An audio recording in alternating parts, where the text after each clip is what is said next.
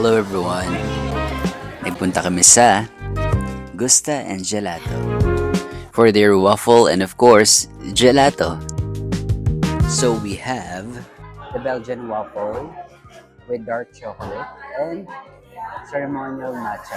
So let's try their matcha first. When it comes to matcha desserts, actually hindi ako nag-expect. But this, yeah, like a legit matcha. It tasted like those mamahaling matcha powders na nasa lata. Nagustuhan ko na it feels rich pero hindi overly creamy and sweet kaya nalalasahan mo talaga yung matcha flavor niya. For the dark chocolate naman, medyo lasa siyang cocoa powder na nagustuhan ko naman. So let's try the waffle. Waffle na. So meron siyang syrup sa ilalim.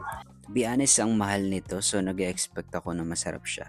Kaso wala siyang lasa. I like the texture na crunchy siya pero it's too dry. So if walang gelato to, hindi masarap. Pero yeah, I love their matcha. I think papasa to sa mga mahilig sa mamahaling matcha powders.